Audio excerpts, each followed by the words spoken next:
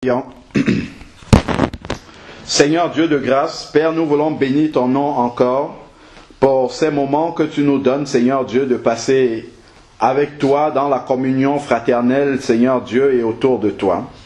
Seigneur Père, comme des enfants, nous voulons encore demeurer, Seigneur Dieu, à tes pieds pour recevoir, Seigneur Dieu, de toi les instructions, Seigneur Père, afin que nous puissions marcher d'une façon, Seigneur Dieu, qui te glorifie. Seigneur, que nous puissions être soumis à l'obéissance à ta parole, Seigneur Père, afin que tu continues à nous transformer, que nous puissions grandir, Seigneur Dieu, dans la connaissance de ton Fils Jésus-Christ, et que nous puissions être, Seigneur Dieu, des adultes et non plus des enfants, Seigneur Père. Que nous puissions parler le langage des adultes spirituels, Seigneur Père, et que nous sortions de l'enfant pour marcher, Seigneur Dieu, dans l'homme fait. Seigneur, continue à nous ouvrir les yeux, continue, Seigneur Dieu, à nous éclairer par ta parole, parce que ta parole est la seule lumière, la seule lampe que nous puissions avoir dans les ténèbres de ce monde, Seigneur Père. Que nous-mêmes, Seigneur Dieu Tout-Puissant, cette lumière qui brille en nous, Seigneur Dieu, puisse éclairer encore, Seigneur Dieu, autour de nous. Que nous puissions être vraiment cette lumière-là pour ceux qui nous entourent, Seigneur Dieu, afin que, Seigneur Père, que beaucoup puissent venir à la connaissance de la vérité et être sauvés, parce que c'est cela même, Seigneur Dieu, qui est ton but, Seigneur Dieu, de chercher et de sauver tous ceux qui sont perdus. Au nom de Jésus-Christ, Seigneur, conduis-nous maintenant, Seigneur Dieu, dans la méditation de ta parole. Que ton Esprit Saint, Seigneur Dieu, prenne le contrôle de toutes choses, Seigneur Dieu, et nous conduise vraiment, Seigneur Dieu, dans la profondeur de cette parole-là. Nous révèle les choses cachées dans cette parole, Seigneur Père, afin que nous puissions continuer à marcher, Seigneur Dieu, avec toi, à nous préparer, Seigneur Dieu Tout-Puissant, au nom de Jésus-Christ. Amen. Amen. Alors, nous allons méditer sur un sujet. C'est bon, tout le monde suit? Oui. Nous avions partagé un jour, je ne sais plus, dans les jours derniers là, nous avions parlé du fait que la Bible ne nous demande pas de prier le Saint-Esprit. Non pas parce que le Saint-Esprit n'est pas Dieu, mais simplement parce que le Saint-Esprit n'a pas le ministère de la médiation. Comme la parole de Dieu nous a dit, il y a un seul médiateur entre Dieu et les hommes, Jésus-Christ, homme. Donc, voilà pourquoi nous prions au nom de Jésus. Voilà. Donc, nous ne disons pas Saint-Esprit, fais ceci, fais cela. Non, nous prions le Seigneur Jésus directement, comme les apôtres l'ont fait, où nous prions le Père, tout simplement.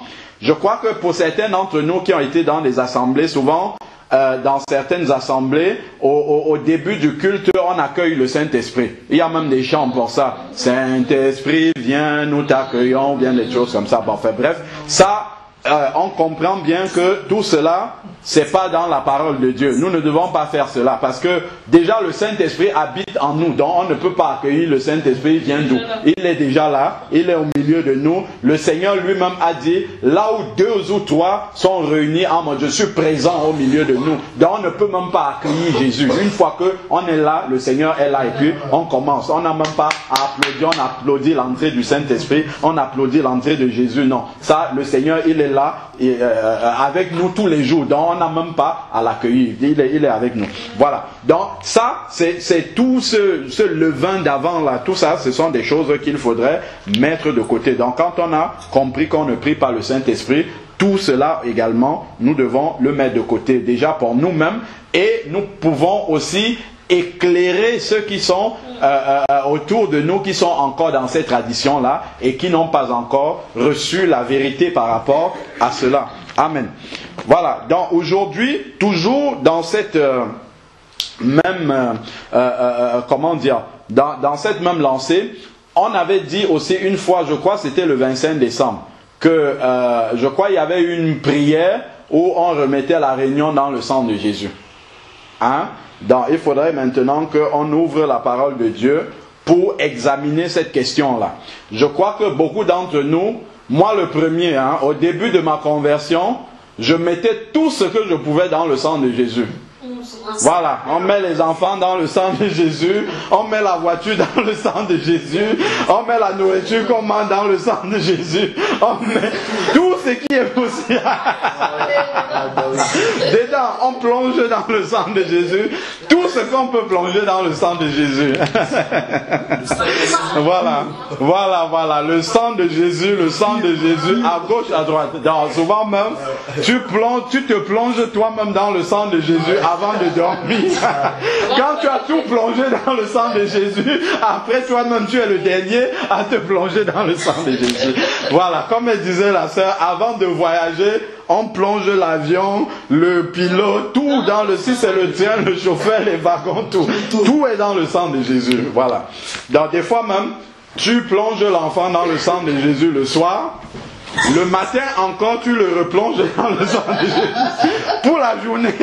Comme si la nuit, le sang de Jésus était parti. On dit lève le doigt. Est-ce que la nuit, le sang de Jésus est parti? Ça, ce n'est que le bon sens. Hein? On n'a même pas encore ouvert l'écriture. C'est que, en fait, nous reproduisons simplement ce que nous entendons. Moi aussi, j'ai commencé à plonger des choses dans le sang de Jésus parce que j'entendais ça là où j'étais à l'assemblée. J'entendais les gens prier, remettre les choses dans le sang de Jésus. Ah, on se dit que c'est comme ça qu'on doit faire. Donc, on fait aussi. Donc, et puis voilà, on ne va jamais examiner les Écritures pour savoir si vraiment la Bible nous demande de plonger des choses dans le sang de Jésus ou bien nous-mêmes de nous remettre dans le sang de Jésus. Donc là, on va examiner. Je sais que c'est une question. Ça, c'est quelque chose qui peut choquer beaucoup de personnes, hein, de leur dire qu'on ne doit pas faire ça. Les gens vont attendre, qu'est-ce que tu veux dire là maintenant? Il y a une sœur qui m'avait témoigné une fois que le Seigneur lui avait donné, je ne sais pas, un songe ou une révélation, de prier, d'intercéder pour une autre sœur pour sa journée de travail parce que la sœur avait oublié en se levant le matin de mettre sa voiture dans le sang de Jésus. Voilà. Donc, et elle a intercédé. Bon, elle a obéi, hein, mais bon, voilà. Exactement. Donc, nous allons maintenant examiner la parole de Dieu. C'est vrai que quand on n'est pas encore éclairé, maintenant qu'on est éclairé, ça fait rigoler, mais quand on était à fond dedans, non, tu peux pas. C'est une pratique qu'on faisait quotidiennement. Bon. Alors, donc, plonger des choses dans le sang de Jésus, on va un peu regarder dans l'Écriture ce qui peut laisser penser que c'est une pratique qu'il faut faire. Prenons Exode 12, du verset 1 au verset 7. Nous savons que l'Ancien Testament, l'Ancienne Alliance notamment, était l'ombre des choses à venir et que tout l'accomplissement est en Christ. Donc lorsque nous lisons, souvent nous pouvons comprendre d'où viennent les choses dans l'Ancien Testament. Alors, Exode 12, verset 1. L'Éternel dit à Moïse et à Aaron, dans le pays d'Égypte, ce mois-ci sera pour vous le premier des mois. Il sera pour vous le premier des mois de l'année. Parlez à toute la communauté d'Israël et dites, le 10e, le 10 de ce mois, on prendra un agneau, d'accord, pour chaque famille. Un agneau par maison. Si la famille est trop peu nombreuse pour un agneau, on le prendra avec son voisin le plus proche de la maison, selon le nombre de personnes. Vous repartirez cet agneau d'après ce que chacun peut manger. Ce sera un agneau sans défaut, mâle âgé d'1 an. Vous pourrez prendre un agneau ou un chevreau. Vous l'aurez en garde jusqu'au 14e jour de ce mois et toute l'assemblée de la communauté d'Israël l'immolera entre les 2 soirs. Voilà le verset qui nous intéresse. Je lisais le début juste pour qu'on comprenne dans quel cadre ça a été dit. Prenons maintenant le verset 7. On prendra le sang, son sang, et l'on mettra sur les 2 poteaux. Et sur les 2 poteaux et sur le linteau de la porte des maisons où on le mangera. Verset 8. Cette nuit même, on en mangera la chair, on la mangera rôtie au feu avec les pains sans levain et les herbes amères. Vous ne le mangerez pas à demi-cuit, ni bouilli dans l'eau, mais il sera rôti au feu, la tête, bon, blablabla. Bla, bla, bla. Je vais juste nous passer les détails pour arriver au verset 12. Alors, verset 12. Donc, après avoir suivi toutes ces instructions-là, verset 12, cette nuit-là, vous avez vu, cette nuit-là, je parcourrai le pays d'Égypte et je frapperai tous les premiers-nés du pays d'Égypte. Qui parle là? Le Seigneur, d'accord? Il dit, je parcourrai le pays d'Égypte et je frapperai tous les premiers-nés du pays d'Égypte, depuis les hommes jusqu'au bétail, et j'exercerai des jugements contre tous les dieux de l'Égypte.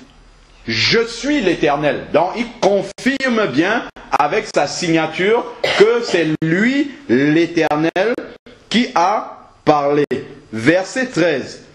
Le sang vous servira. Donc il parle ici du sang qui est mis sur les deux poteaux et sur les linteaux. Le sang vous servira de signe sur les maisons où vous serez. Je verrai le sang, je passerai au-dessus de vous. Et il n'y aura pas sur vous de fléau destructeur quand je frapperai le pays d'Égypte. Ce jour sera pour vous un souvenir et vous le célébrerez comme une prescription perpétuelle dans chaque génération. Amen. Amen. Prenons le verset 21 au verset 27. Nous sommes toujours dans Exode 12. Donc, déjà, avant de continuer, regardons ici, le Seigneur devait passer pour détruire les premiers-nés des enfants d'Égypte. Il a demandé aux Israélites de mettre le sang des agneaux sur les deux poteaux et sur les linteaux de la porte, afin que lorsque il va passer dans cette destruction-là, qu'il saute les maisons des Israélites. Amen. Verset 21 maintenant. Alors, verset 21 nous dit, Moïse appela tous les anciens d'Israël et leur dit, allez prendre du petit bétail pour vos familles et immoler la Pâque. Vous prendrez ensuite un bouquet d'hysope, vous le tremperez dans le sang qui sera dans le bassin, et vous toucherez le linteau et les deux poteaux, donc Moïse a bien suivi ce que le Seigneur a dit, de la porte avec le sang qui sera dans le bassin. Nul de vous ne sortira de sa maison jusqu'au matin. Quand l'Éternel traversera, il dit bien, quand l'Éternel traversera l'Égypte pour frapper, d'accord, traversera l'Égypte pour frapper, et qu'il verra le sang sur le linteau et sur les deux poteaux, l'Éternel passera par-dessus la porte et ne laissera pas le destructeur entrer dans vos maisons pour vous frapper. Verset 24, vous observerez cela comme une prescription pour vous et pour vos enfants à perpétuité. Quand vous serez entrés dans le pays que l'Éternel vous donnera selon sa parole, vous observerez ce rite. D'accord? Verset 26. Et alors vos fils, et lorsque vos fils vous diront, que signifie pour vous ce rite? Vous répondrez, c'est le sacrifice de la Pâque en l'honneur de l'Éternel, qui a passé par-dessus les maisons des Israélites en Égypte lorsqu'il frappa les Égyptiens et qu'il préserva nos maisons, le peuple s'inclinera et se prosternera. Amen. Amen. Donc, déjà, quand nous lisons ce passage-ci, c'est une des raisons qui nous pousse à penser que, effectivement, le sang de Jésus doit jouer le même rôle que ce sang-là, protecteur, d'accord? Donc, lorsque quelqu'un plonge des choses dans le sang de Jésus ou appelle le sang de Jésus sur des choses, c'est pour se protéger, c'est pour demander la protection du Seigneur. Amen. Amen. Donc, déjà ici, allons tout doucement dans ce contexte-ci. Si nous nous projetons dans la nouvelle alliance, l'Égypte représente le péché, le pharaon représente le diable, pour nous, les Égyptiens, c'est des démons. D'accord? Ça, la projection dans la nouvelle alliance, puisque l'ancienne alliance était l'ombre des choses à venir, la projection dans la nouvelle alliance est celle que nous venons de voir là. Donc, j'ai bien attiré notre attention sur ce qui était en train, ce qui se passe dans ce texte-ci. Ils ont mis du sang pour que l'Éternel passe par-dessus les maisons des enfants d'Israël. Donc, qu'est-ce que ça veut dire? L'agneau qu'ils ont immolé et le sang qu'ils ont mis sur leur porte, écoutons bien ce que ça signifie, c'était pour se prémunir du jugement de Dieu et non pour se protéger du malin. Vous voyez déjà l'ignorance. Nous, quand on met les choses dans le sang de Jésus, c'est pour nous protéger du malin. C'est pour que le malin n'ait pas accès à nos choses. Tout ce qu'on met dans le sang de Jésus, c'est pour que le malin n'ait pas accès à ça. Mais d'où ça vient? Les enfants d'Israël le faisaient pour se prémunir du jugement de Dieu lui-même, pas pour se protéger contre le malin. Donc voilà déjà une grossière erreur déjà. Une grossière erreur, justement, qui nous conduit à faire quelque chose qui n'est pas selon la parole de Dieu. Voilà. Donc, alors, effectivement, dans la nouvelle alliance, la colère de Dieu repose sur ceux qui ne sont pas au bénéfice de la protection du sang de Jésus. Donc, le sang de Jésus est là pour protéger du jugement de Dieu, de la colère de Dieu, ce que la Bible appelle la colère de Dieu, à savoir la perdition éternelle. Le sang de Jésus, c'est pour le salut des âmes. C'est pas pour se protéger contre l'ennemi. Attention. Donc, même si on va chercher dans les textes des Israélites, là, ainsi de suite, et qu'on ramène dans le Nouveau Testament le sang des boucs, le sang de l'agneau, de l'agneau immolé, l'agneau pascal ici, a exactement le même rôle que le sang de Jésus dans la Nouvelle Alliance. Le sang de Jésus, c'est pour prendre quelqu'un justement qui était pécheur et le protéger maintenant justement du jugement de Dieu qui va venir sur lui. Et non pour le prémunir contre les traits enflammés de l'ennemi. C'est pas ça du tout, du tout. Prenons maintenant la parole de Dieu pour soutenir ce que nous venons de dire. Donc, quelqu'un qui n'est pas au bénéfice du sang de Jésus, la colère de Dieu repose sur lui. Exactement comme un Égyptien qui n'avait pas ce sang-là sur ses linteaux. C'est ça qu'on doit bien comprendre. Prenons Apocalypse 5, verset 9. Apocalypse chapitre 5, verset 9.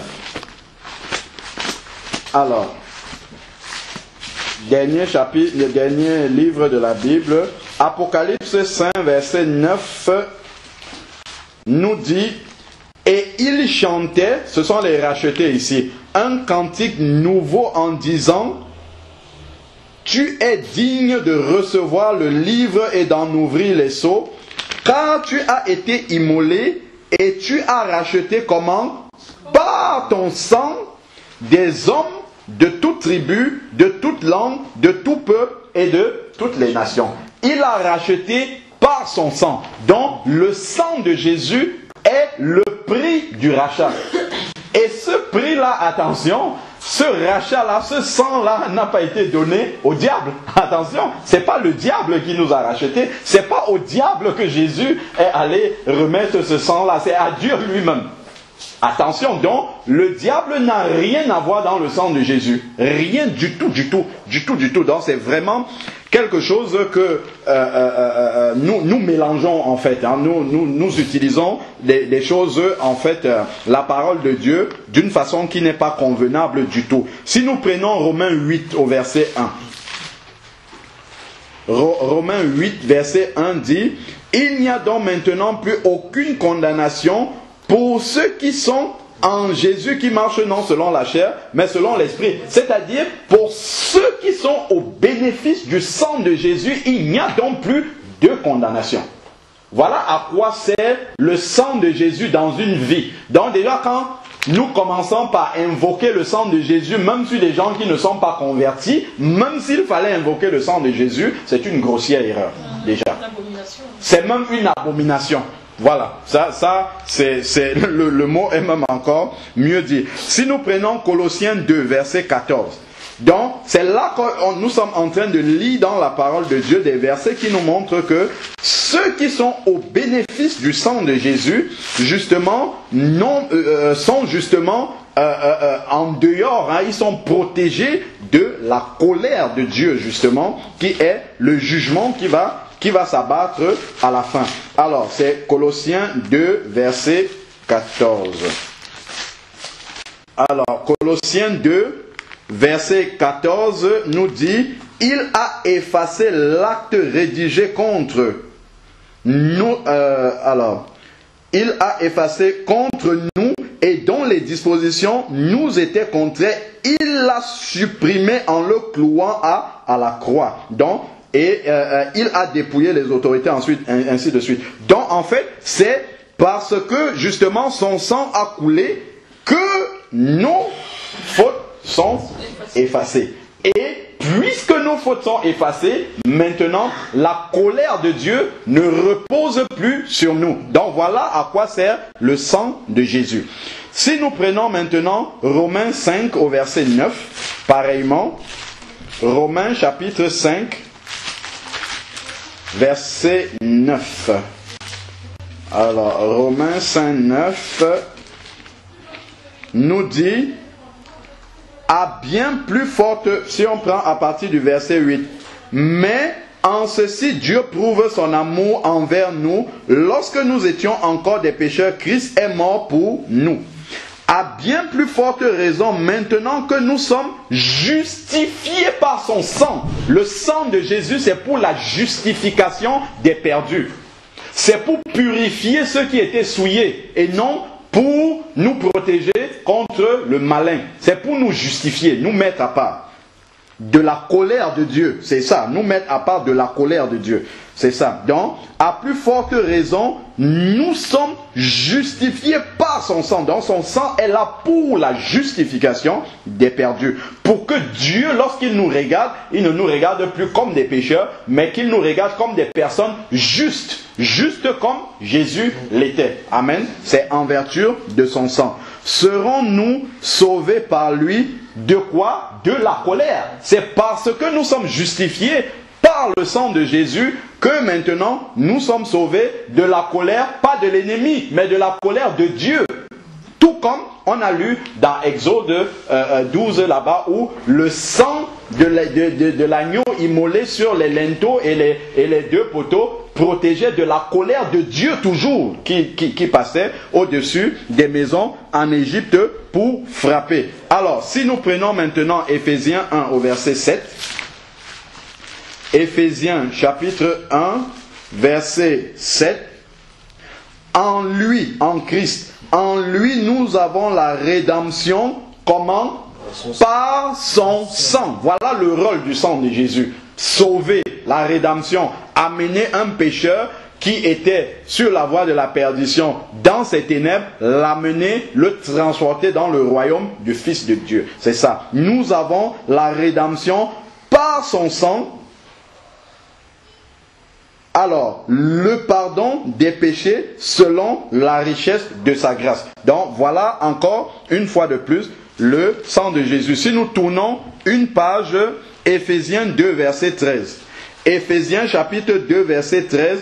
Mais maintenant, en Jésus-Christ, vous qui autrefois étiez loin, vous êtes devenus proches par le sang de Jésus.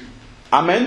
Amen. Proche de Dieu par le sang de Jésus. Nous étions, éloignés de Dieu, et le sang de Jésus nous a réconciliés avec le Seigneur. Et si vous êtes en train de lire avec moi ces versets, nulle part, même pour réconcilier quelqu'un, il n'est dit que nous devons invoquer le sang de Jésus pour qu'il vienne et purifier cette personne-là. Pas du tout. On ne va pas dire, Seigneur, viens avec, ou bien, je plonge celui-ci dans le sang de Jésus pour qu'il soit purifié. Non, pas du tout. Quand il confesse son péché, quand il se répand naturellement, spirituellement, ce qui se passe, c'est que le sang, il est directement au bénéfice du sang de Jésus qui le met à part, directement. À part, qui le sort de ce monde-là. C'est pas qu'on va appeler le sang de Jésus pour que ça quitte de quelque part pour venir sur lui. Non, pas du tout. C'est spirituel. C'est quelque chose qui est naturel. En fait, spirituellement, ça se fait automatiquement, sans qu'on ait besoin de... Après, maintenant, dans la prière, oui, on peut confesser, Seigneur, merci pour ton sang qui me purifie. Voilà, mais pas que on va invoquer le sang de Jésus, l'appeler pour qu'il vienne pour faire ce travail-là. Alors, si nous prenons encore Colossiens 1, verset 20, Colossiens chapitre 1, il y a beaucoup de versets qui nous remettent justement sur les rails par rapport à l'utilisation du sang de Jésus. Verset 19 déjà, Colossiens 1, 19, car il a plu à Dieu de faire habiter en lui toute la plénitude et de tout réconcilier avec lui-même, aussi bien ce qui est sur la terre que ce qui est dans les cieux, en faisant la paix par lui, par le sang de la croix. Amen. Voilà le rôle du sang de la croix. Après, on peut encore lire, je donne d'autres passages, on ne va pas les lire.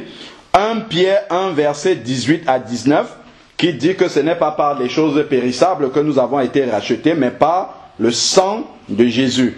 Apocalypse 20, verset 6. Prenons Apocalypse 20, verset 6. Je crois qu'il y a quelque chose d'intéressant qui peut induire en erreur aussi là-dedans. Apocalypse chapitre 20, verset 6 nous dit: heureux et saints ceux qui ont part à la première résurrection, donc au salut, à l'enlèvement. La seconde mort n'a pas de pouvoir sur eux, mais ils seront sacrificateurs de Dieu et du Christ. Ils régneront avec lui pendant les 1000 ans. Donc, ceux sur qui la colère de Dieu ne repose pas, la colère de Dieu, c'est la seconde mort qui est écrit là. Et on peut lire, j'avais noté, Apocalypse 21, verset 8. C'est quoi la seconde mort? Apocalypse 21, verset 8. Mais pour les lâches, les incrédules, les abominables, les meurtriers, les débauchés, les magiciens, les idolâtres et tous les menteurs, leur part est dans les temps de feu, dans les temps brûlants de feu et de soufre. C'est cela la seconde mort. Donc la colère de Dieu, c'est ça là. Donc, et ceux qui ont par la première résurrection, c'est-à-dire ceux qui sont au bénéfice du sang de Jésus jusqu'à leur mort, qui ont part à la première résurrection, ils ne sont pas soumis justement à cette colère de Dieu là, qui est la seconde mort ici là au final. Hein, ça c'est le jugement final pour les incrédules. Donc voilà le rôle du sang de Jésus. Alors donc, il n'est pas dit dans ces versets que le sang de Jésus doit être invoqué pour se protéger contre le diable. Ça, c'est ce qu'on n'arrête pas de dire. Prenons Hébreux 10 maintenant, du verset 19 au verset 23. Hébreux 10, verset 19 à 23.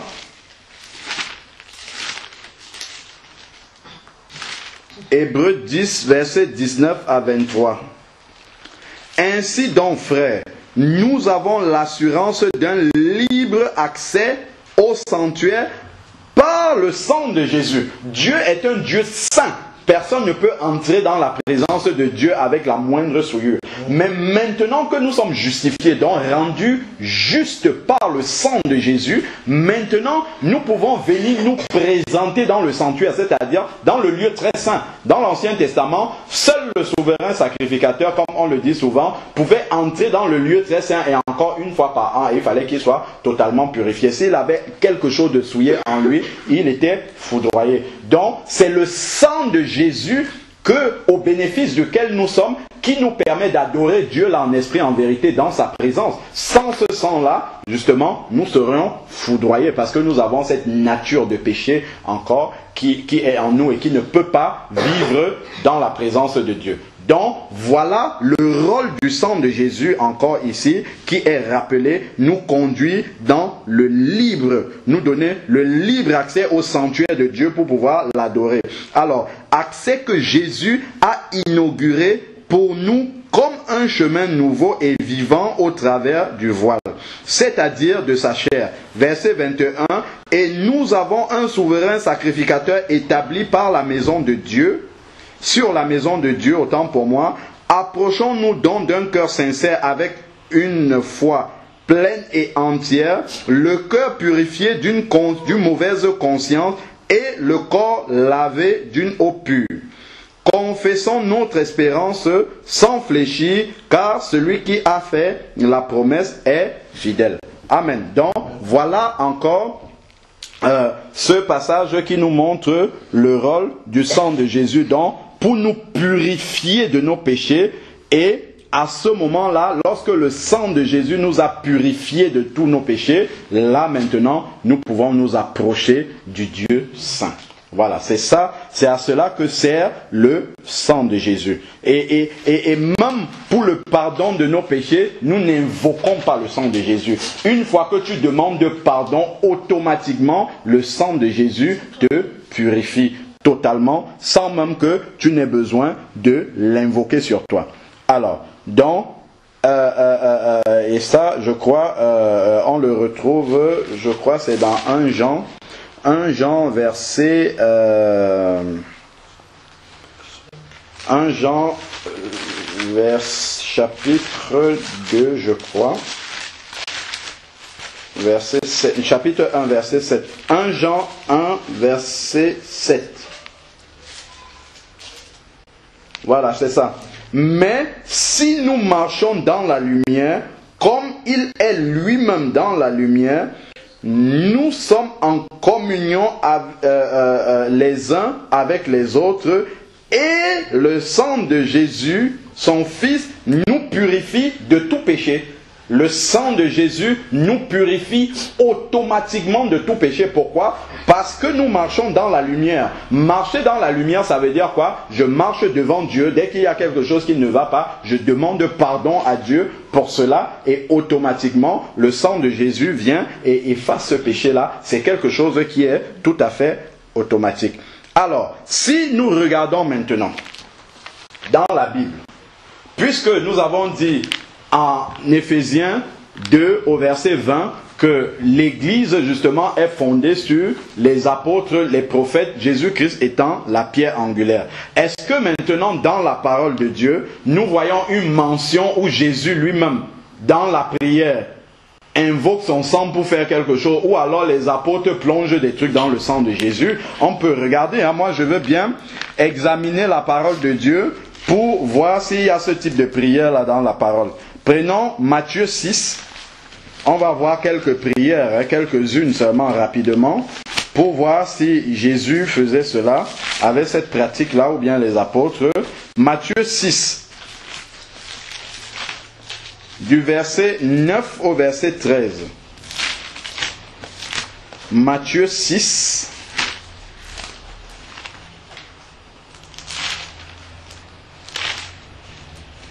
verset 9. Voici donc comment vous devez prier. C'est Jésus lui-même qui dit ça. Notre Père qui es aux cieux, que ton nom soit sanctifié, que ton règne vienne, que ta volonté soit faite sur la terre comme au ciel. Donne-nous aujourd'hui notre pain quotidien. Pardonne-nous nos offenses comme nous pardonnons aussi à ceux qui nous ont offensés. Ne nous laisse pas entrer dans la tentation, mais délivre-nous du malin. Mais délivre-nous du malin. Pas en invoquant le sang de Jésus, mais délivre-nous du malin. C'est directement le Seigneur qui le fait. Car c'est à toi qu'appartiennent dans tous les siècles le règne, la puissance et la gloire. Amen. Donc ici, nulle part, Jésus ne dit, vous devez prier en invoquant mon sang. Ça, il ne le dit pas ici. Il dit bien, verset 13, ne nous laisse pas entrer en tentation, mais délivre-nous du malin, car c'est à toi qu'appartiennent le règne, la puissance et la gloire, au siècle, pour les siècles des siècles. Amen. Donc, si nous lisons dans Jean 17, ça c'est la prière de Jésus pour ses disciples, nous n'allons jamais voir cela. Si nous prenons Acte 3, verset 6. Acte 3, verset 6, je crois que c'est quand Pierre prie pour le paralytique qui était devant la belle porte. Acte 3, verset 6. Mais Pierre dit, je ne possède ni argent ni or, mais ce que j'ai, je te le donne au nom de Jésus. Pas je te mets dans le sang de Jésus. C'est le nom de Jésus qu'il a invoqué. Le nom qui est au-dessus de tout nom. Au nom de Jésus de Nazareth, lève-toi et marche. Donc voilà une prière apostolique. Si nous prenons encore Acte 16, verset 18, ça c'est quand Paul était devant la femme qui avait l'esprit de Python, je crois. Alors, Acte 16, verset 18, elle fit cela, il s'agit de la femme qui avait l'esprit de Python, elle fit cela pendant plusieurs jours.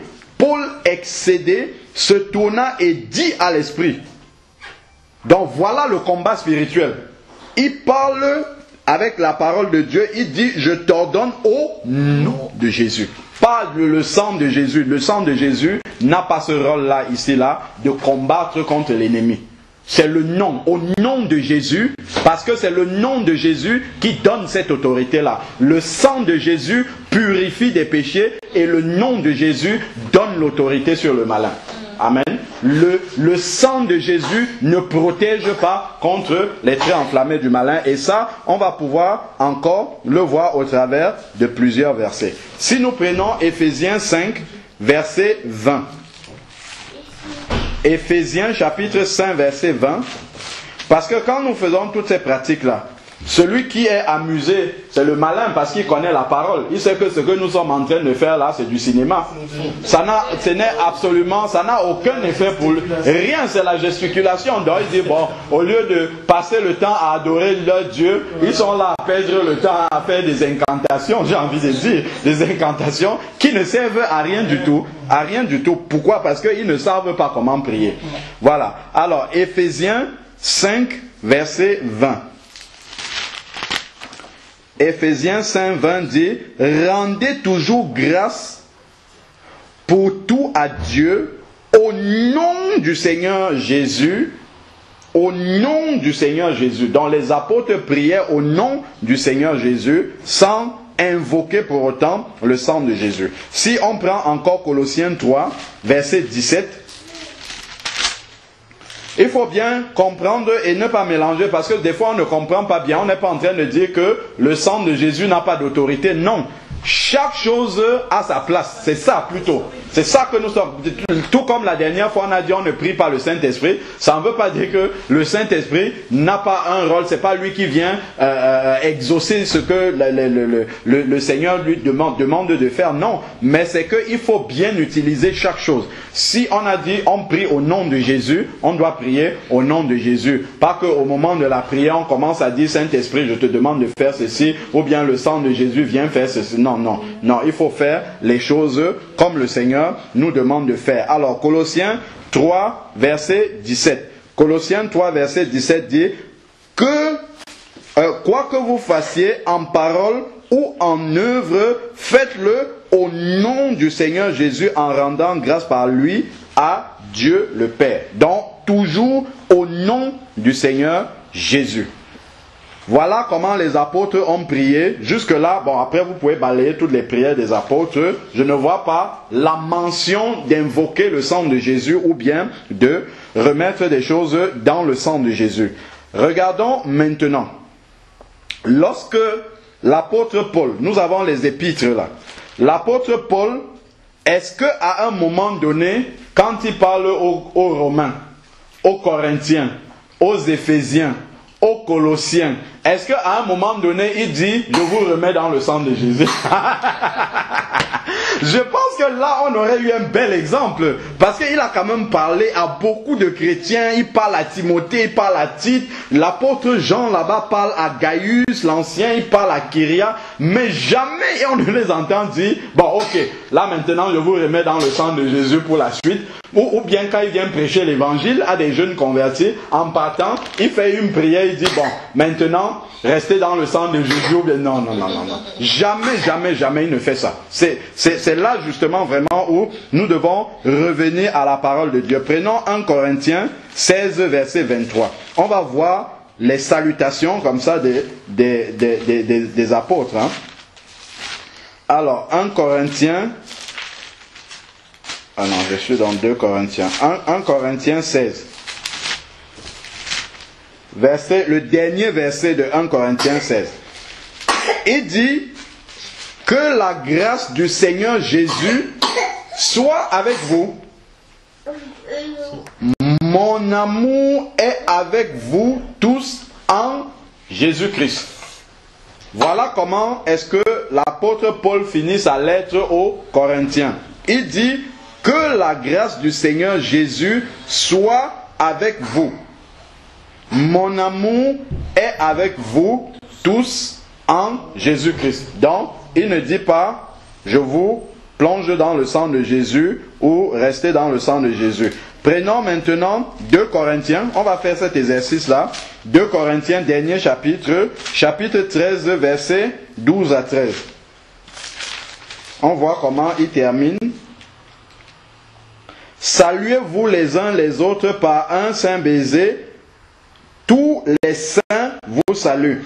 Que la grâce du Seigneur Jésus-Christ, l'amour de Dieu et la communion du Saint-Esprit soient avec vous tous. Donc, il n'y a aucune mention encore du sang de Jésus. Allons voir, peut-être aux Galates, il remet les Galates dans le sang de Jésus. Allons voir, peut-être c'est là que ça va arriver. Galates 5, verset 18. Frères, que la grâce de notre Seigneur Jésus-Christ soit avec votre esprit. Amen.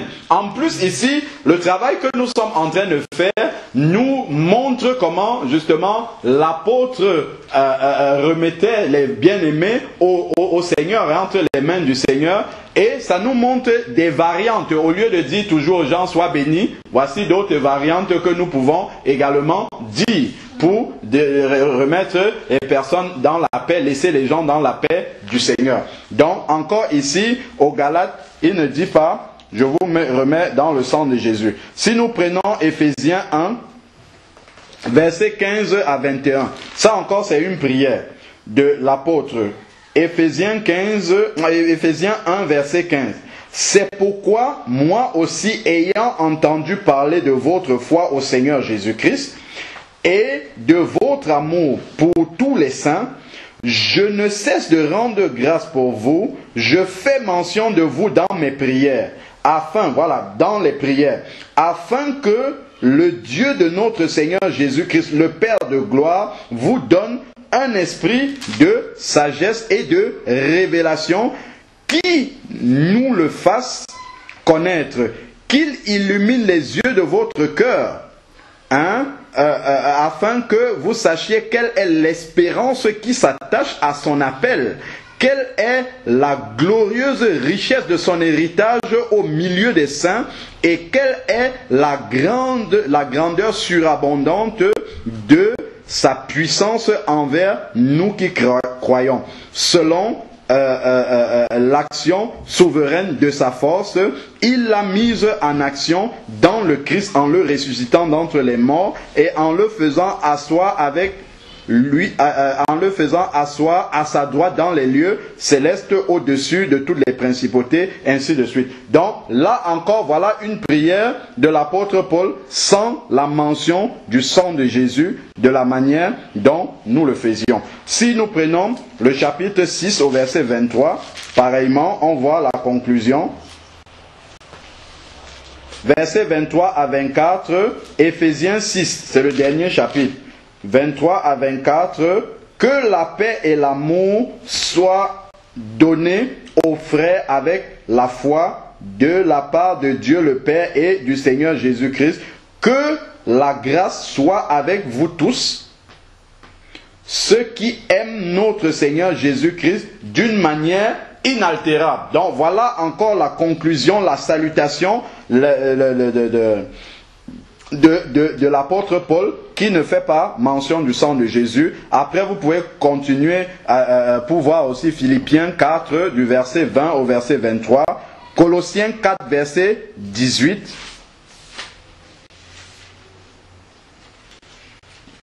Voilà. Donc après, vous pouvez continuer les Thessaloniciens, 1 et 2, Timothée, ainsi de suite.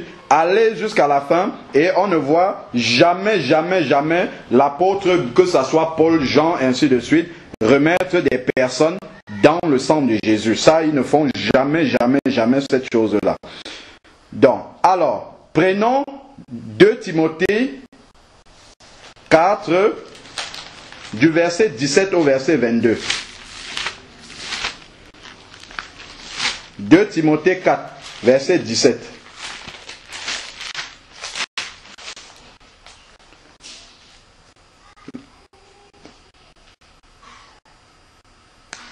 Dans verset 16 déjà. Dans ma première, c'est l'apôtre Paul qui parle. Dans ma première défense, personne ne m'a assisté, mais tous m'ont abandonné. Qu'il ne leur soit pas tenu compte. Qu'il ne leur en soit pas tenu compte. Verset 17. C'est le Seigneur qui m'a assisté. C'est le Seigneur qui m'a assisté et qui m'a fortifié afin que la prédication soit portée par moi à sa plénitude et entendue par tous les païens. Et j'ai été délivré de la gueule du lion par le Seigneur. Ce n'est pas le sang de Jésus ici. C'est par le Seigneur. C'est comme ça qu'il dit cela.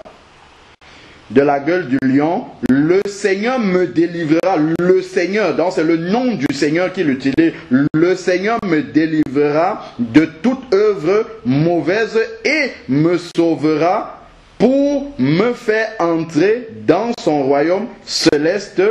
À lui soit la gloire au siècle des siècles. Amen. Donc c'est le Seigneur qui l'a délivré et non le sang de Jésus comme ça, comme tel que nous le disons habituellement. C'est le Seigneur qui a fait cela. Donc après, comme je disais, on peut lire jusqu'à la fin. Moi j'avais noté tous les versets jusqu'à la fin de la Bible carrément pour voir comment les salutations et la bénédiction, justement, les apôtres le faisaient. Et nulle part je n'ai mentionné le sang de Jésus. Vous pouvez prendre Tite 3, verset 15, Philémon 22 à 25, Hébreux 13, 23, ainsi de suite. Donc vous faites simplement le même travail. Et jamais de la même façon les apôtres ne mettaient aussi les objets. Non seulement ils ne mettaient pas les personnes, comme on a vu là, dans le sang de Jésus, même les objets, les voitures, je sais pas moi, la maison, les choses comme ça, ils ne mettaient pas cela dans les objets, dans le sang de Jésus. C'est vrai que dans l'ancienne alliance, les objets du culte étaient souvent trempés dans le sang des boucs. Mais il faut bien comprendre déjà, c'était les objets de culte. Aujourd'hui, dans la nouvelle alliance, nous n'avons aucun objet de culte. Nous adorons le Seigneur en esprit et en vérité. Donc, nous n'avons donc rien à mettre dans le sang de Jésus, même s'il aurait fallu mettre des choses dans le sang de Jésus. Et donc, quand il le faisait, justement, c'est parce que les objets que nous utilisons dans ce monde ont l'empreinte du péché, donc sont souillés. Or, c'est pour venir servir un Dieu saint. Donc, quand on mettait cela dans le sang, c'était pour sanctifier la chose. Ce n'était pas pour protéger l'objet, pour que les Babyloniens ne viennent pas le voler, par exemple. C'était pas pour ça qu'on mettait ça dans le sang des boucs. C'était plutôt pour purifier la chose, pour le service du Seigneur. Donc, encore une fois, c'est par rapport au jugement de Dieu et non par rapport à l'ennemi que le sang de Jésus entre en ligne de compte. Alors, après maintenant, comme je l'ai dit tantôt, on peut confesser le sang de Jésus. Confesser, pas invoquer le sang de Jésus. Confesser, c'est-à-dire dire ce que le sang de Jésus fait. Ça, on peut le dire. Mais pas invoquer pour qu'il vienne faire quelque chose. Pas du tout. Ça c'est pas biblique de faire cela. Alors, Éphésiens 2, verset 13. On va voir quelques versets qui parlent de cela. Éphésiens 2, 13, je pense qu'on a peut-être dû le lire. Attends, Éphésiens 2, verset 13. Mais maintenant, en Jésus-Christ, vous qui autrefois d'abord, ça c'est bon, on l'a lu. Hébreux 10, verset 19. Hébreux chapitre 10, verset 19.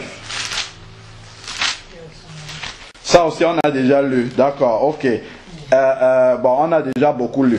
Prenons acte 2 maintenant. Là, je vais expliquer autre chose. Acte 2, 37 à 38. Ça, c'est le jour de la Pentecôte. Acte 2, allons lire parce que c'est bien quand on connaît ça par cœur, mais c'est bien que nous lisions pour voir ce qui est écrit là-dedans. Acte 2, verset 37, le jour de la Pentecôte.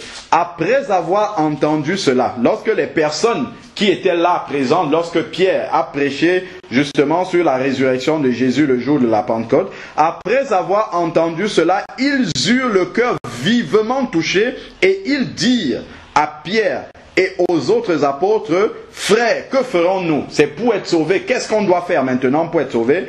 Pierre dit, repentez-vous, et que chacun de vous soit baptisé pour le pardon de vos péchés, et vous recevrez le Saint-Esprit. Ici, la repentance va amener, et l'acceptation de Jésus va amener cette personne-là, qui vont confesser le nom de Jésus, à être justifiée. Et qu'est-ce qui va faire cela? C'est le sang de Jésus. Mais l'apôtre Pierre n'a jamais dit ici là que vous devez invoquer le sang de Jésus.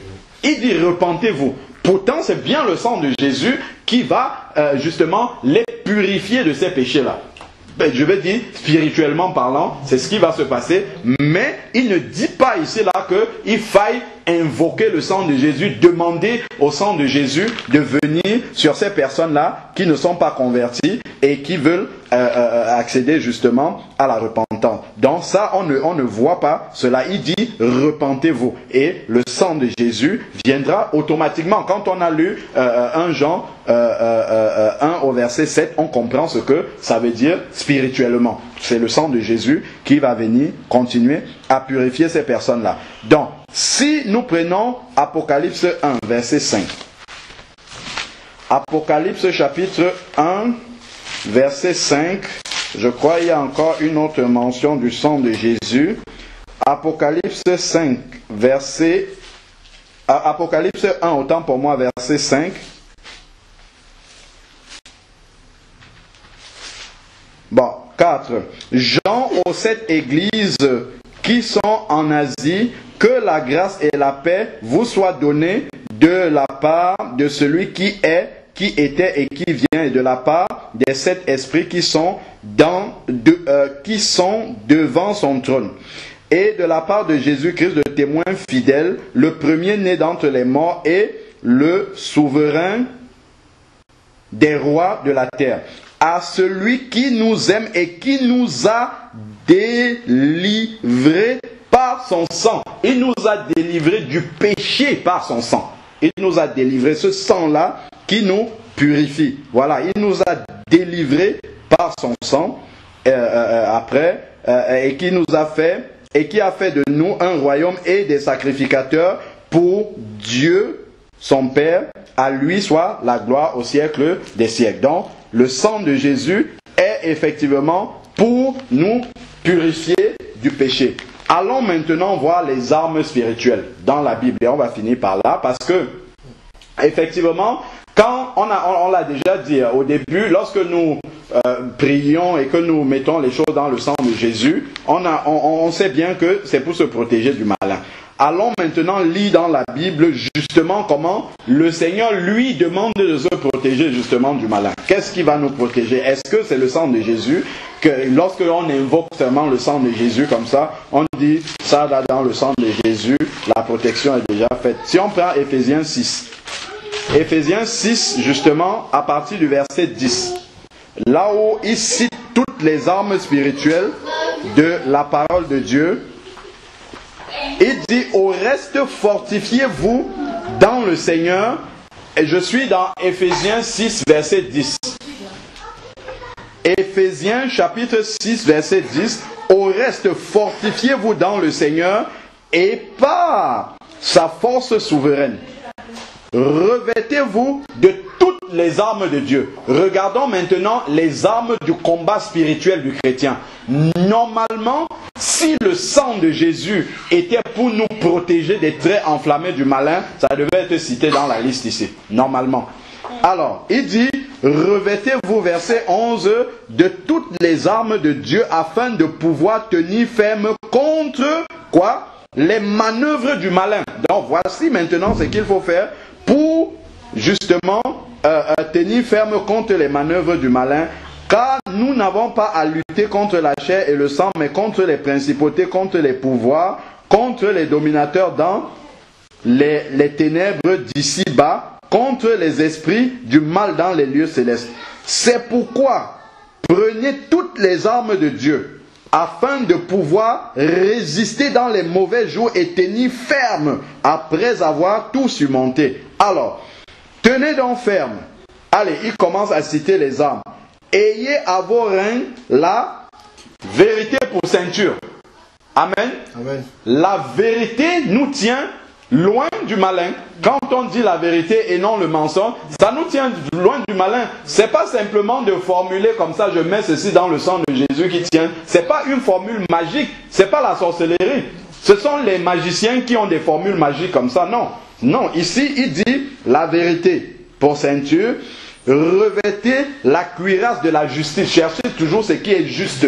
Ne pas essayer d'entrer dans les compromis, à avoir des partis pris, et ainsi de suite. Ensuite, verset 15.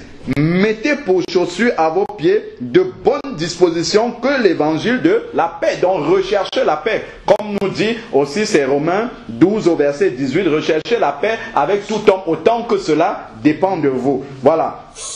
Donc, la paix, c'est quelque chose qui, justement, nous éloigne des manœuvres du malin, comme il a dit là, plus haut. Ensuite, verset 16. Prenez en toute circonstance le bouclier de la foi. La foi aussi, c'est une arme, justement, contre le malin. Parce que l'arme que le malin utilise, souvent, c'est quoi? C'est le doute. Donc, il faut utiliser l'arme contraire, à savoir la foi. Tu ne vas pas dire simplement le sang de Jésus et c'est fini et tu peux... Non, non, non, pas du tout. Il faut que tu aies la foi. La foi dans quoi? La parole de Dieu. Alors, et la foi vient de ce qu'on entend et ce qu'on entend vient de la parole de Dieu. Donc, plus tu vas te nourrir de la parole de Dieu, plus ta foi va grandir dans cette parole-là. Avec lequel vous pourriez éteindre les traits enflammés du malin. Donc la foi éteint les traits enflammés du malin. Prenez aussi le casque du salut. Confesser son salut, avoir l'assurance même de son salut. Ne pas être inquiété parce que il y a une mauvaise mouvance maintenant. Quand vous suivez les messages sur Internet, qui passe le temps à condamner tout le monde. Celui-ci va aller en enfer. L'autre, si tu ne portes pas ça, tu vas aller en enfer. Si tu ne fais pas ceci, il faut laisser ça de côté. 1 Jean 5,13 nous dit bien, je vous écris ceci pour que vous sachiez que vous avez la vie éternelle. Si tu marches et tu crois dans le Fils de Dieu, et on a défini mercredi ce que c'est que croire dans le Fils de Dieu, c'est marcher dans ses commandements. Il n'y a aucune raison, Dieu n'est pas là pour piéger les gens. Il n'y a aucune raison que Dieu te... Si tu es un enfant de Dieu honnête, qui marche fidèlement avec le Seigneur, s'il te montre quelque chose qui ne va pas, tu mets en règle. Il n'y a aucune raison d'avoir peur d'aller en enfer. Donc maintenant, c'est devenu l'évangile de la peur. Et ça, c'est un phénomène de la fin des temps. Il dit ça ici. Et ça, c'est le malin. Hein, il dit encore ici, prenez aussi le casque du salut. Donc, confesser son salut nous protège contre le malin également. Et il va continuer, il dit l'épée de l'esprit qui est la parole de Dieu. Donc c'est la parole de Dieu qui va te permettre d'affirmer que j'ai mon salut. Voilà pourquoi devant mon collègue, comme je disais dans le message de mercredi, une fois ça m'est arrivé, c'est un collègue musulman avec qui je partageais souvent de la parole de Dieu. Et un jour, j'ai confessé devant lui, j'ai l'assurance que si je meurs à l'instant-ci, je vais devant le Seigneur. Et il s'est fâché, il s'est levé, il a parlé en arabe pour dire blasphème. C'est après qu'il est venu s'excuser. Parce qu'il n'y a aucune foi sur la terre où les gens de leur vivant peuvent assurer qu'ils sont sauvés. Parce qu'aujourd'hui, on a mis avec cet évangile de la peur là, on a mis tellement de crainte dans le cœur des enfants de Dieu que les gens ont peur maintenant de confesser qu'ils ont l'assurance d'être sauvés. Pourquoi? Parce qu'ils ne savent pas, est-ce que comme je n'ai pas porté ça, est-ce que comme je n'ai pas fait ceci, est-ce que comme je ne jeûne pas 17 fois, est-ce que non, le salut c'est pas dans les œuvres, le salut c'est dans le nom de Jésus, c'est Jésus qui a accompli le salut pour nous et nous avons à accepter Jésus comme Seigneur et Sauveur et à marcher dans ses commandements, c'est tout. C'est pas qu'on commence à compliquer maintenant le salut, comment à dépendre de plein de choses, ça dépend de ci, ça dépend de ça, si tu portes ci, tu ne peux pas entrer là-bas, non, il faut qu'on laisse ça de côté. Dieu connaît les cœurs de tous ses enfants, nous marchons dans l'obéissance et si quelqu'un est honnête avec le Seigneur, il doit confesser son salut. Et c'est ça qui fait la différence avec toutes les foi qui sont sur la terre ici. C'est de dire, je suis sûr d'aller au ciel. Non, parce que les musulmans, qu'est-ce qu'ils vont vous dire? Ils vont toujours vous dire, ah, on verra, c'est Dieu qui sait, c'est le dernier. Le Seigneur nous a dit les conditions pour être sauvé. Si tu remplis ces conditions, Dieu n'est pas là pour nous piéger.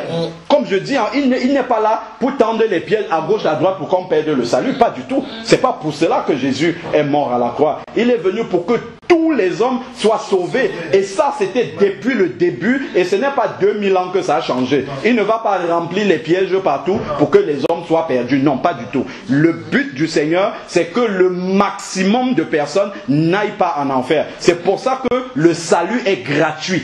Comprenons bien, le salut, ce n'est pas une condition qui doit s'acheter au prix des œuvres. Le salut est gratuit et il faut qu'on revienne à l'évangile de ce salut-là qui est tel que la Bible dit. On n'est pas en train de dire qu'on va cautionner, on ne vit pas dans le compromis, c'est pas ça qu'on est en train de dire. Si tu vis dans l'honnêteté, tu peux même être voilé sur un sujet, le Seigneur va t'amener à la vérité pour que tu marches dans la vérité. S'il t'éclaire maintenant sur un sujet et tu dis je continue à marcher dans l'erreur, ça c'est autre chose ça. Ça c'est autre chose. Ça c'est maintenant Hébreux dit ce qui va s'accomplir. Celui qui retombe après avoir connu la vérité. Il est terrible pour lui de tomber entre les mains du Dieu vivant. Ça, c'est pas de ça qu'on parle. Mais je parle des enfants de Dieu qui sont honnêtes, qui marchent avec le Seigneur. Mais à cause de beaucoup de messages maintenant, tout le monde est dans la peur. On se dit, ah, est-ce que je vais me sauver? On parle de l'enlèvement. Les gens ont tellement peur de l'enlèvement. Non, les enfants de Dieu, l'enlèvement, regardons. Si 1 au verset 2, verset 13. Quand il parle de l'enlèvement, comment est-ce qu'il dit ça? Tite 2, verset 13. Attends, où est-ce que je suis en train de chercher ça? Parce que c'est quelque chose que j'ai constaté qui peut mettre des personnes dans le doute. Et justement, quand on prêchait, on partageait mercredi sur la résurrection de Jésus, quand justement le Saint-Esprit affirmait vraiment que tout le salut là est accompli, la résurrection de Jésus est ce gage-là. Mais bon, quelque part quand même, bon, il y a la sœur qui avait soulevé que oui, mais c'est vrai que quelqu'un peut s'illusionner en pensant effectivement, celui qui croit seulement qu'il faut accepter comme ça intellectuellement la résurrection de Jésus, il est à côté. Non, il faut marcher dans ses commandements. Mais si tu marches dans les commandements de Jésus, tu n'as pas à avoir peur. Alors, Tite 2, verset 13 dit, en attendant la bienheureuse espérance et la manifestation de la gloire de notre Dieu en Jésus-Christ. Ça, il parle de l'enlèvement. C'est une bienheureuse espérance. L'enlèvement ne doit pas nous faire peur maintenant à cause de tout ce qu'on entend. Non. Voilà, peut-être quelqu'un, et je sais pas, il a pris un cadeau à Noël, du coup il pense qu'il a perdu le salut. Non, non, c'est pas comme ça. C'est pas comme ça que Dieu. Si Dieu agissait comme ça, personne ne serait sauvé. Personne ne serait sauvé. Le salut repose uniquement sur la grâce de Dieu en Jésus, l'œuvre que Jésus a accomplie. Maintenant, nous devons marcher dans l'honnêteté de l'obéissance à la parole de Dieu. Donc il ne faudrait pas que nous nous laissions apeurer par ci ou par ça. Simplement, prions le Seigneur comme David priait. Si tu me vois sur le chemin justement de l'erreur, ramène-moi justement sur le chemin de la vérité. Alors, quand nous avons lu là dans Éphésiens 6, toutes les armes justement qui nous permettent de lutter contre les traits, en fait de résister, c'est même pas de lutter, de résister contre les traits enflammés du malin, ça peut se résumer en un seul mot, c'est la sanctification. Si tu vis dans la sanctification, immédiatement ça te protège contre le malin. Pourquoi? Parce que quand le malin entre dans ta vie véritablement, il peut avoir des choses qu'il vient pour récupérer, qui sont à lui. Mais si tu lui fermes les portes, tout ce qui peut rester, il essaye de faire son cinéma à gauche, à droite, tu lui dis, moi je vois ce que tu es en train de faire. Si nous prenons 1 Jean 5, verset 18, ça c'est un verset aussi là, qui vient confirmer ce que nous disons. Nous savons que quiconque est né de Dieu ne pratique pas le péché. Donc il vit dans la sanctification. Mais celui qui est engendré de Dieu le garde. Mais celui qui est engendré de Dieu le garde. Et le malin ne le touche pas. Le malin ne touche pas celui qui est un enfant de Dieu. Amen. Celui qui vit dans la lumière, dans la sanctification, dans la communion avec le Seigneur, le malin ne peut pas le toucher, il peut toujours essayer ce qu'il fait autour de nous, mais il ne va pas pouvoir porter la main sur nous, comme nous dit aussi Jean 10 au verset 28, mes brebis sont entre mes mains, personne ne peut me les ravir. Donc c'est le Seigneur qui nous garde entre ses mains. Donc c'est la sanctification. Ce n'est pas le fait d'invoquer verbalement. Dans beaucoup d'assemblées, vous avez des gens, ils vivent dans le péché. Ils pensent que quand il va mettre ceci dans le sang de Jésus, par miracle comme ça, le malin ne pourra pas venir. Non, pas du tout. Ça ne marche pas comme ça. C'est pas comme ça que ça marche. Voilà la parole de Dieu qui nous dit exactement la façon dont il faut marcher. Bon, il y a un verset qui peut causer une petite difficulté. Je l'avais noté aussi, c'est dans Apocalypse 12, du verset 10 au verset 11. Apocalypse 12, verset 10 au verset 11, qui peut laisser croire qu'il faut invoquer le sang de Jésus pour lutter contre le malin. Alors, Apocalypse 12, verset 11 nous est dit, on parle des gens qui reviennent de... Bon, alors, prenons verset 10. Alors j'entendais dans le ciel une voix forte qui disait maintenant est arrivé le salut ainsi que la puissance et le règne de notre Dieu et l'autorité de son Christ. Car il a été précipité qui... l'accusateur de nos frères, celui qui les accusait devant notre Dieu jour et nuit, ils l'ont vaincu à cause du sang de l'agneau et à cause de la parole de leur témoignage. Ils n'ont pas aimé leur vie jusqu'à craindre la mort. Amen. Donc, si on lit ce verset-ci, on peut croire que c'est avec le sang de Jésus comme ça qu'ils ont combattu. Non.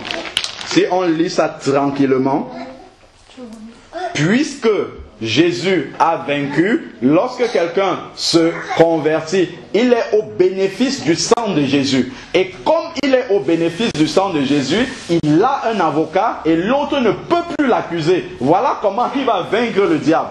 Parce que l'autre ne peut plus l'accuser vu qu'il est protégé par le sang de Jésus et qu'il vit justifié par le sang de Jésus et qu'il vit dans la sanctification, dont il ne donne pas d'occasion à l'autre justement de l'accuser devant le Père. Alors à ce moment-là, l'autre est vaincu dans sa vie.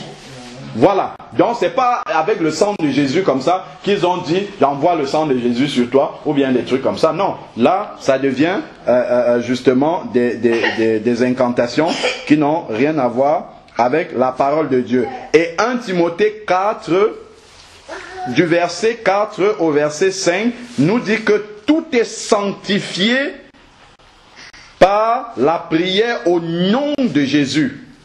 Tout est sanctifié par la prière au nom de Jésus et non en invoquant le sang de Jésus. Si nous lisons bien ça, 1 Timothée 4 du verset 4 au verset 5, c'est la prière au nom de Jésus. Seigneur, je te remets cette réunion entre tes mains. Je te remets ma journée entre tes mains. Pas je te remets ma journée dans le sang de Jésus. Non, je te remets entre tes mains. Prends le contrôle de toutes choses.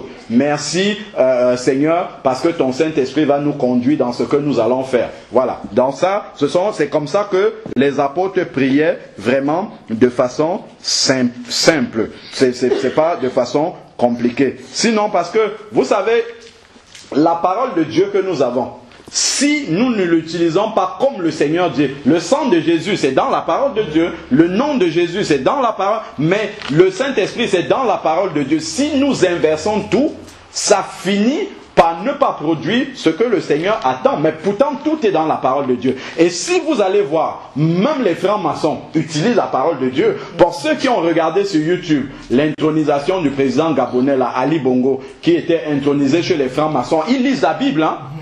Ils lisent la Bible.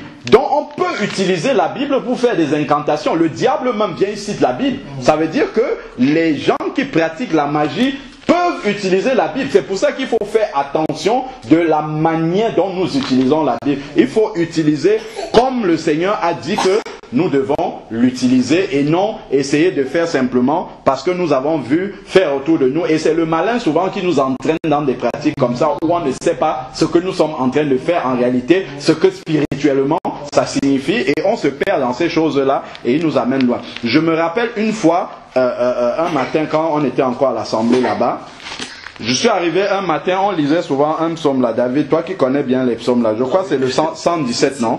Le psaume 117, verset 10 au verset 11. Lisons un peu ça. Psaume 117, vous allez voir quelque chose là-dedans. Peut-être il y a d'autres psaumes qui le disent aussi, je ne les connais pas par cœur. Il était en pièces, c'est ça, oui. C'est ça exactement. Alors, verset psaume 117. Verset 11, 9 à 11. Du verset 9, attends. On va commencer dans le verset 10, je crois. Alors, attends, chez moi ici.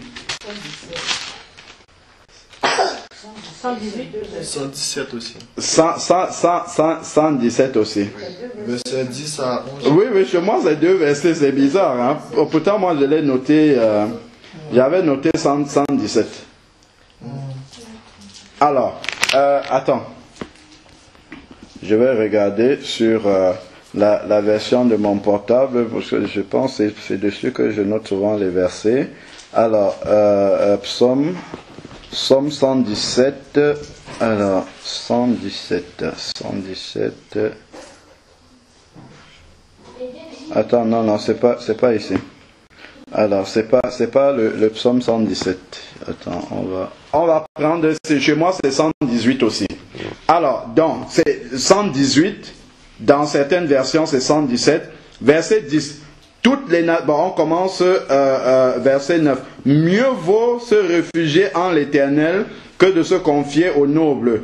Toutes les nations m'environnaient au nom de l'Éternel. Voilà comment ça s'était dit.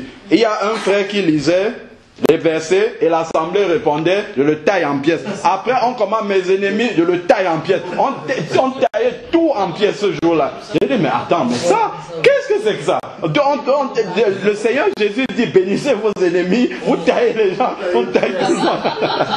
Vous voyez comment la même parole de Dieu, si on l'utilise mal, et justement ce jour-là, le Seigneur m'a mis à cœur, c'était un jour où on faisait un jeûne 6 le Seigneur m'a mis à cœur de prêcher le message de bénissez vos ennemis. Et quand je suis allé prêcher, et après le pasteur est venu, il a parlé, il a dit, est-ce que vous savez que en Haïti, peut-être probablement ailleurs aussi, il y a des gens qui utilisent les psaumes pour combattre leurs ennemis, pour faire des incantations sur leurs ennemis. Voilà, pourtant, il faut bien comprendre que David déjà vivait sous la loi. La loi qui disait, tu rends à ton ennemi ce qu'il t'a fait. Et pourtant, sous la grâce, le Seigneur nous demande bien de bénir nos ennemis. Donc, c'est pour ça que ça encore, c'est un exemple où il faut faire attention à la manière dont nous utilisons la parole de Dieu. Parce que si nous ne l'utilisons pas de la bonne manière, ça peut devenir la sorcellerie. Ça peut devenir des choses qui ne glorifient pas vraiment le Seigneur. Si il dit, il nous enseigne sur le sang de Jésus, confessons le sang de Jésus là où il doit être confessé et enlevons ça comme la manière dont nous sommes en train de faire là, parce que nous ne savons pas ce que ça veut dire spirituellement et nous ne voyons même pas les apôtres le faire dans la parole de Dieu. Seigneur Père, nous voulons te bénir encore pour cette parole. Merci parce que tu nous éclaires encore. Merci Seigneur Dieu parce que tu nous ramènes sur le sentier de la vérité. Seigneur Dieu, continue à nous purifier, à nous laver Seigneur Dieu de tout ce que nous avons pu Seigneur Dieu prendre Seigneur Dieu là où nous étions Seigneur Père qui ne vient pas de toi. Continue à nous éclairer afin que notre manière Seigneur Dieu de marcher avec toi soit conforme à ta parole Seigneur Dieu. Soit conforme à ta volonté Seigneur Père. Père, nous te prions vraiment que tu continues Seigneur Dieu à nous amener à la lumière comme ça des points sur lesquels Seigneur Dieu nous nous sommes trompés, ô Père éternel, afin que seule ta vérité Seigneur Dieu puisse nous affranchir totalement Seigneur Dieu, afin que nous marchions pleinement dans la lumière Seigneur Dieu et que tu sois glorifié, que ton nom soit béni encore au nom de Jésus-Christ. Amen. Amen. C'est ça qu'il faut se dire. Je mets ma voiture dans le sang de Jésus. Ça veut dire que Seigneur ne juge pas ma voiture. Je mets, mon salon dans, je mets,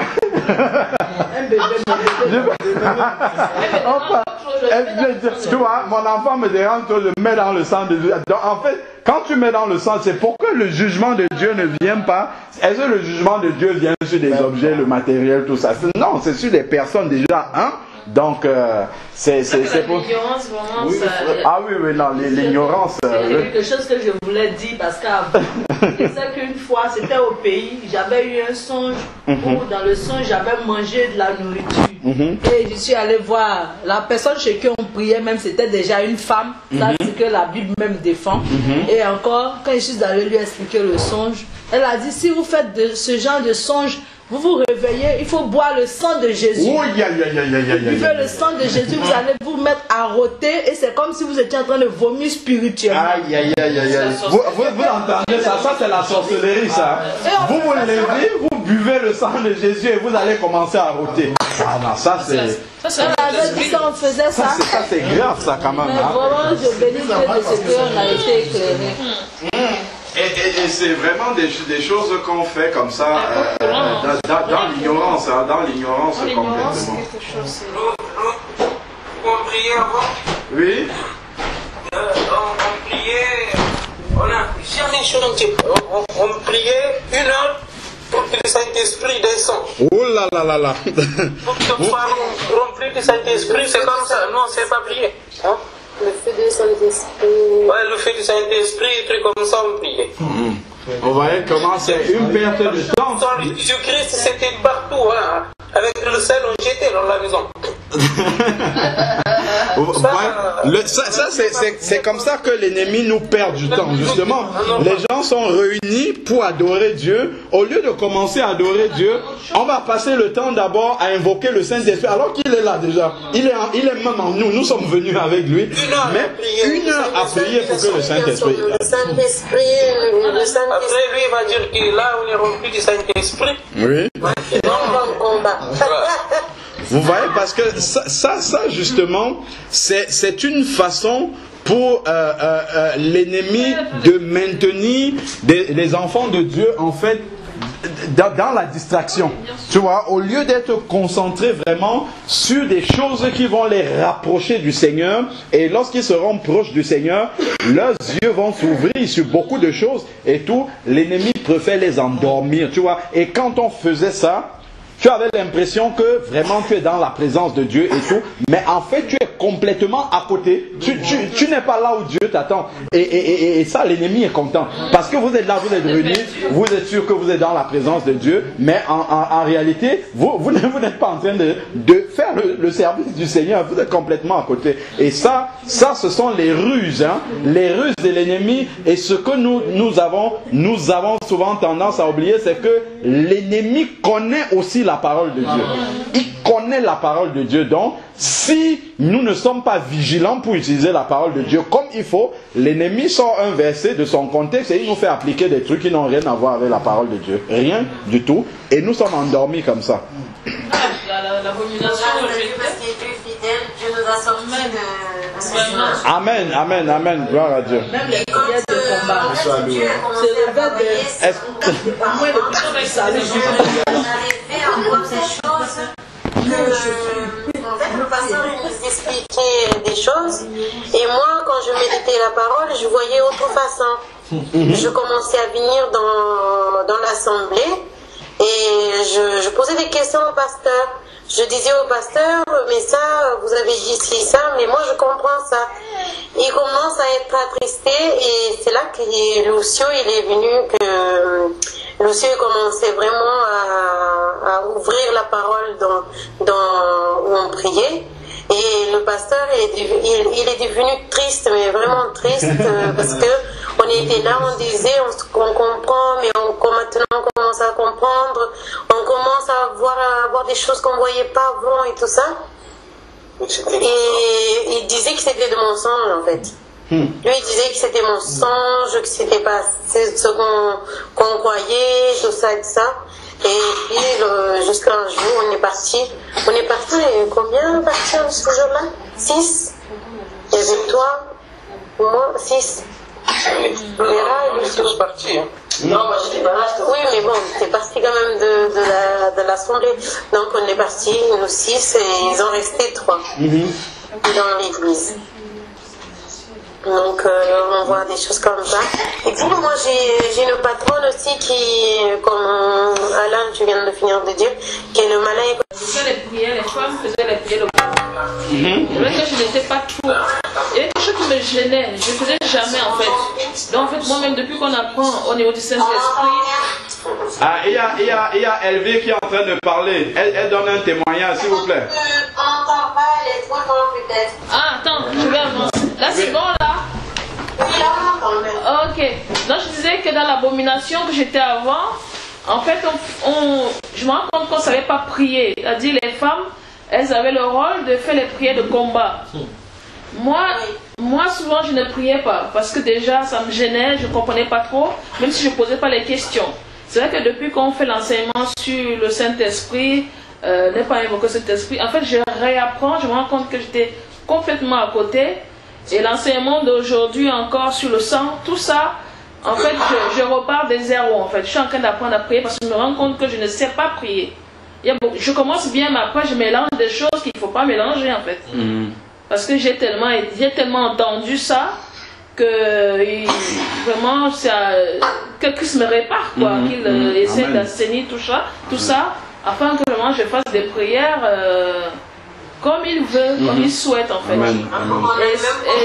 Et c'est vrai que c'est les enseignements comme ça en sortant des bâtiments qu'on peut avoir cette vérité. C'est vrai, parce que sinon, avoir des trucs comme ça. Parce que tout à l'heure on lisait le psaume 118, c'est quelque chose qu'on lisait tous les dimanches, et j'étais taillé en pièces. Tous les dimanches, ça faisait partie.